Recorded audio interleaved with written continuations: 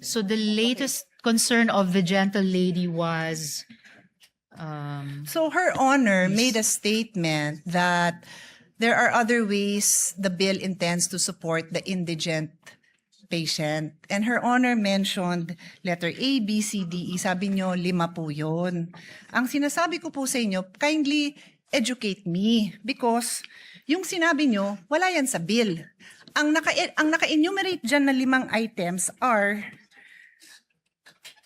it says the promissory note will be secured by any of the following. So may promissory note pa rin. So Her Honor is simply addressing dalawang sitwasyon natin. Sino ang kailangan magbigay ng promissory note at based dun sa dito sa amendment nyo, the indigents will no longer be required to execute a promissory note. Tapos dinagdag nyo, pero ito yung mga pwede nilang gawin. Wala nga ho yun. Yung sinabi nyo, wala sa bill nyo. Ang nasa bill, yung mga 5 items that are used to secure a promissory note. So that covers the people who need to pay a promissory note. So Her Honor has to clarify this because it's not, what she's saying is not in the bill. actually, Mr. President, it is in the bill. In fact, in answering this question, nag-take off po ako dun sa page 3, line 17, section 2, na kinwote ng gentle lady from Tagigan Pateros. And kaya tinalakay ko po yun na in lieu of the current promissory note system, it's still called the promissory note here, pero hindi na po yung solong mga collateral o ano pa mang meager resources na meron yung indigent patient or family ang magsisecure niyan. Ang magbaback up na po nun ay yung mga social protection agencies at saka government financial institutions natin tulad ng SSS, GSIS, PCSO, DSWD, DOH. So in effect, Can Her the Honor promissory specific- note, if I may just complete sure. this last sentence, the promissory note will no longer be issued by their lonesome nga po ng indigent patient and family, then bahala na sila sa buhay nila kung paano i-honor. In a way, it will be for the benefit of the hospital na mayroong, hindi yung mahirap na iyon, pero may government institutions na nagsisiguro sa kanila na you will be paid, Mr. President.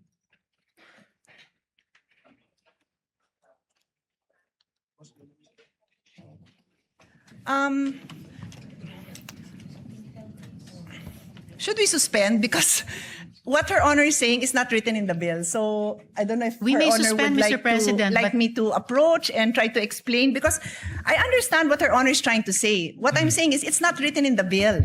Mr. You President, can we ask may your suspend. staff because it's not written in the bill. We may suspend, Mr. President, but it is actually written in the bill, and I was Kindly read quoting it. the gentle lady Kindly read it when I into the responded to her record. question. Then read it into the record because yung binanggit niyong 5 items, nandyan nakasulat yan.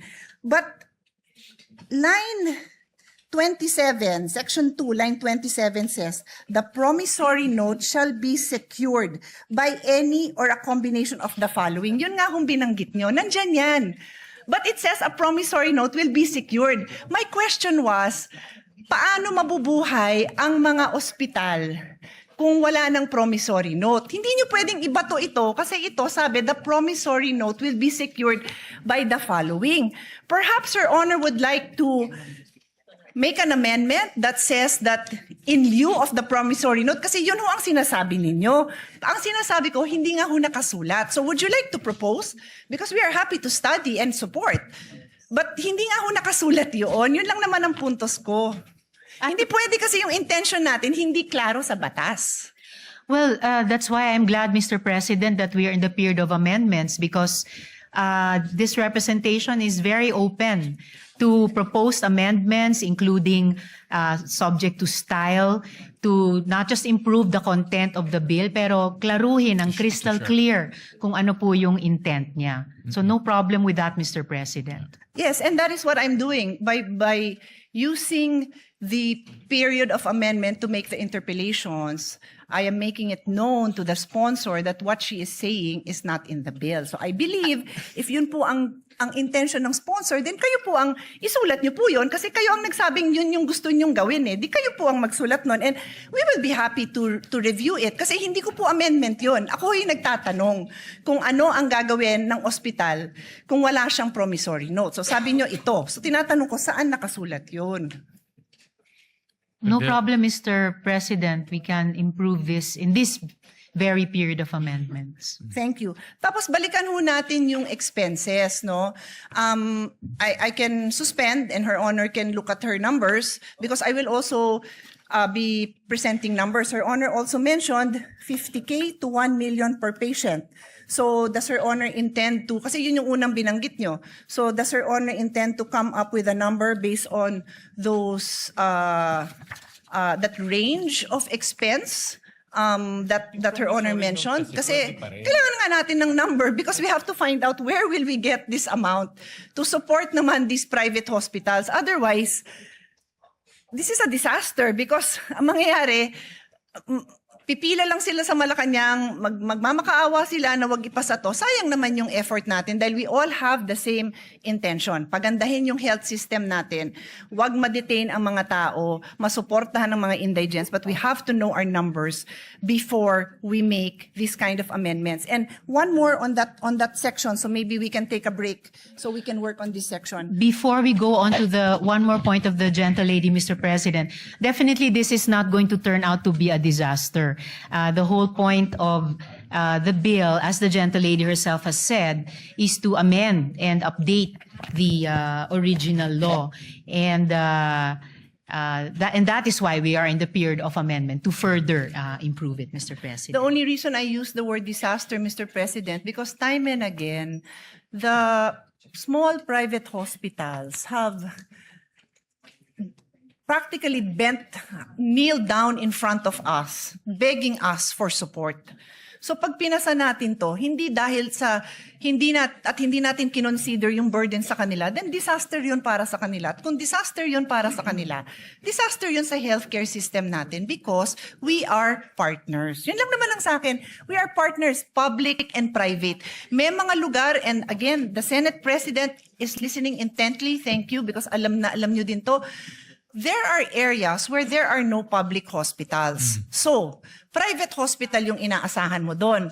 Tapos, kung yung mga indigent patients, sabi natin, magpapasa tayo, wala nang promissory note. At again, forgive me kung hindi ko lang naiintindihan. Kaya nga sabi ko, please feel free to point it out and educate me kung saan dyan nakalagay.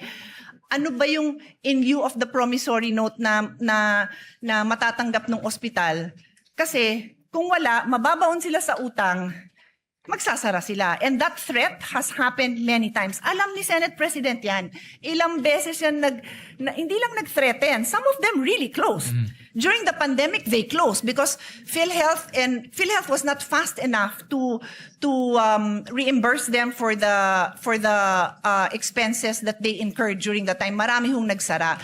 So I'm just banking on experience to ensure that what we pass is a responsible response to this issue. So before I leave section 2, ang idadagdag ko is, did Her Honor take up during the hearings this possible amendment na lahat ng indigent patients wala ng promissory note? Na-take up ho ba yan sa hearing so that you would be able to hear the concerns of the different sectors, including the small private hospitals, the small clinic owners, yung mga lying-in clinic. Maliit lang ang singil niya na pag nanganak ha, I'll try to pull out that number. It's not a huge amount because it's just a lying-in clinic, overnight pag nanganak. So pag indigent, the amendment now is lahat ng indigent patients wala nang babayaran. Wala nang promissory note. Sorry, to be clear, wala nang promissory note. So, was this taken up during the hearing so that marinig natin yung side nila? No, Mr. President, it wasn't taken up to have no promissory notes. The change, Mr. President, was that, as I mentioned earlier, hindi na po mag-isang mag-i-issue ng promissory note ang mahirap kahit sapilitang magkakabit siya ng kakarampot na nga na pagmamayari niya bilang di umanong collateral. Ang magbaback up na po ng promissory note, which is now more a document for the benefit of the hospital, ay ito nga pong mga social protection at saka government financial institutions na binanggit ko po kanina. So, ang ibig niyo, Mr. so two President. things I want to establish. Number one, hindi niyo nga na-take up yan, pero ang impact nito napakalaki sa private hospitals. Wala silang chance na marinig ang side nila kasi hindi yan na-take up during the hearing. Ang sa akin naman po, I understand, no? May liberty naman po tayo mga parliamentarians na ma-take up sa floor ang mga iba-ibang amendment. Naintindihan ko naman po yun. Pero pag napakabigat nung impact, it's either na-take up yan sa hearing or bibigyan natin sila ng time na mabigay din nila yung posisyon nila dito. Kasi sobrang laki talaga ng impact sa kanila. Please give me the number of private hospitals. 864 private hospitals. There are 864 private hospitals spread out all over the country. And like I said, there are certain areas where there are no public hospitals. So ang tatakbuhan lang ng tao, private hospitals. So kung hindi sila narinig sa hearing, sana man lang marinig din natin yung posisyon nila on this issue. And before, as I said, I leave Section 2. Your Honor If keeps the gentlelady would allow, Of before we course. move to another No, I'm not leaving yet. point. I have another point on Section 2. If I may just respond to this latest point. I did not say po na hindi inimbita ang mga private hospitals. We did invite them to the hearing, and as far as we can remember, they had no opposition to changing the promissory note system, and in large part changing it by backing it up, hindi sa collateral ng mga mahihirap na, kundi yung guarantee at financial capacity ng mga government financial institutions at saka social protection agencies. Ang sinabi ko pong hindi ay hindi natalakay ang isang no promissory note system. But did we invite the private hospitals? We did po, Mr. President. Yes, thank you for clarifying that. Maganda namang clarification yon kasi magandang napapakita naman natin na naimbita naman. Pero yung topic na yan, hindi na pag-usapan. And if Her Honor, again, may clarify, ano ho ba yung version ng bill na natalakay doon? Yung no promissory note sa indigent patient, sabi ng ating sponsor, hindi natalakay. How about yung no promissory note to senior indigent patients? Natalakay yata yon. Tama ho ba ako? Yes, Mr. President, tinalakay po para sa senior citizens. So ang pagkakaintindi po natin, and again, correct me if my understanding is wrong, ang na-bring up at ang alam ng mga nag-attend ng hearing is that i-consider yung no promissory note sa senior indigent patient. Kaya lang, pagdating na sa committee report, naging indigent patients lahat na. Kaya nga pati yung example ko na maternity lying in clinic, kasama na rin po dyan. Ang laki rin ho ng tama nila. When I said 800 plus hospitals,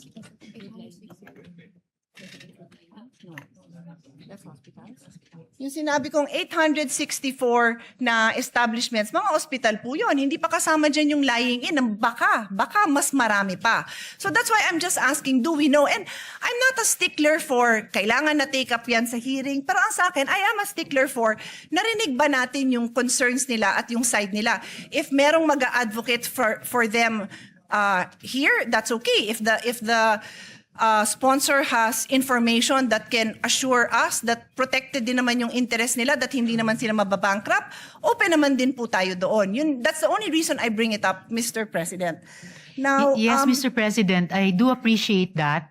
And kaya nga po, the bill, gusto niyang i-bring in yung financial power at stability ng mga government financial institutions natin, including nga po the pension institutions and the social protection departments.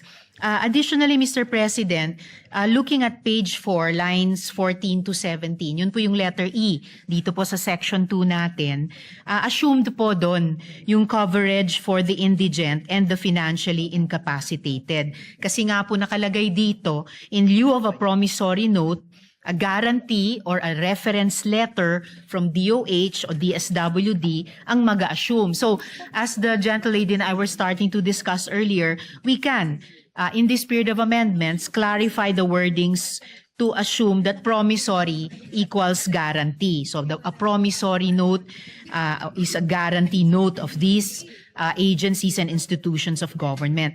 So sa ngayon, no promissory note for senior citizens, but this representation is anticipating, or it has an amendment from the Senate President na ang mako-cover all indigent patients. And I'm very willing to, I support that. So the amendment po, yung covering all indigent, I would accept. And that is also why, Mr. President, we are accepting, again, to reiterate, we are accepting the proposed amendment of the gentlelady for DOH to put eligibility criteria in recognition of her concern. And in fact, I already accepted that, Mr. President, last month, for the record.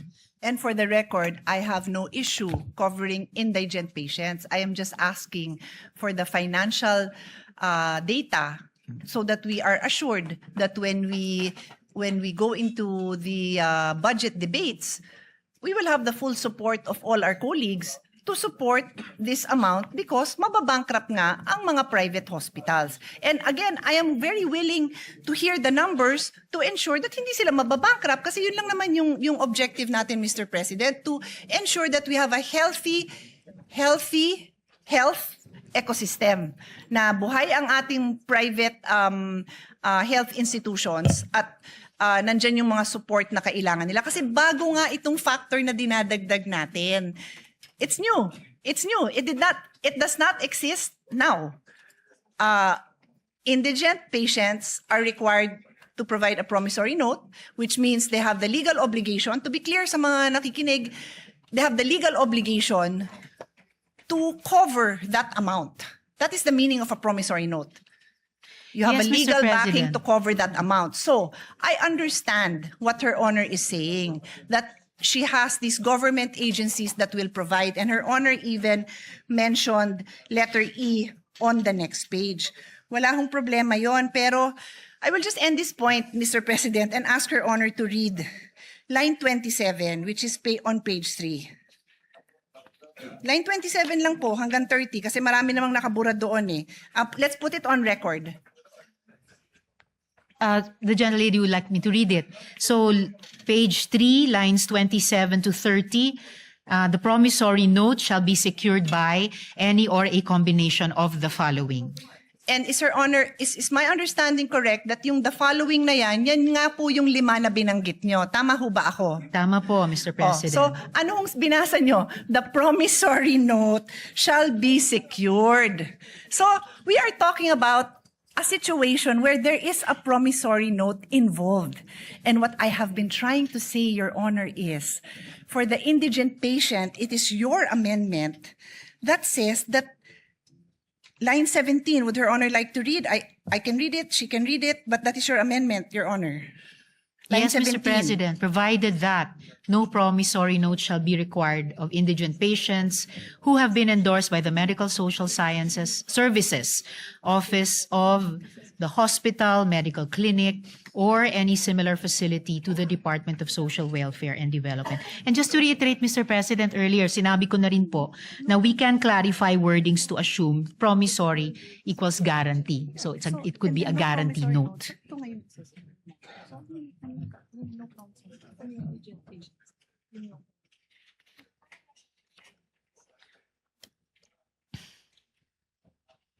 Saka wala rin naman pong changes sa Yes. Mr. President, assuming no sa budget allocation dahil nasa loob naman ng DOH at DSWD budgets yung MAIFIP at AIX respectively nila. Yun po yung intent din sa bill na to. Mr. President, Your Honor just read line 17, no promissory note shall be required of indigent patients. So paano sila mag-a-avail nung nasa line 27 nga na pinasa nyo? Eh yun nga yung provision that requires a promissory note. It simply elaborates what can be, what security is allowed. Yun lang mo pinopoint out natin. Kasi Her Honor keeps on pointing to the alternatives to a promissory note. Wala nga hong nakasulat sa batas nyo na ganon because Section 27, which you just read, Her Honor just read into the record, refers to the security of a promissory note. That's So why, you Mr. might require President, another provision, Your Honor. I am just trying to put into words your intentions. Kasi kayo ho ang may intention na ito eh. although, Mr. President, as I already mentioned earlier, yung in terms of yung wording, yung language ng bill, pwede na nga pong palitan yung promissory note with guarantee note just to indicate nga na hindi na po ito yung kasalukuyan, hindi nga dating kasalukuyang sistema na sapilitang pinapapirma yung mahirap na pasyente o pamilya niya ng promissory note. Kahit halos wala siyang maidikit na collateral dyan. So if it makes it clearer, change promissory note to guarantee note. And of course, kung saan sa bill nag-a-appear yung salitang promissory, papalitan din ng salitang guarantee note. Ang importanteng pagbabago, Mr. President, ay pinapasok na po natin yung financial backing nitong mga pension systems at nitong mga government agencies, nitong mga government financial institutions, na ito yung magsaspare dun sa mahirap na pasyente at pamilya niya na sapilitang magpirma ng promissory note. Ito rin yung assurance sa ospital, pati yung mga private hospitals na definitely mababayaran sila. Kung tama po yung estimation po namin na 7 to 10 billion pesos ang financial implication, particularly sa mga private hospitals. Certainly, pag sinuma natin yung financial might nitong nakalista sa 5 letters dito, kakayanin po nilang garantiyahan yan. And yan ang assurance na mababayaran ang mga ospital sa mga serbisyong ibinibigay nila sa mga indigents, Mr. President. With the kind permission of Senator Pia,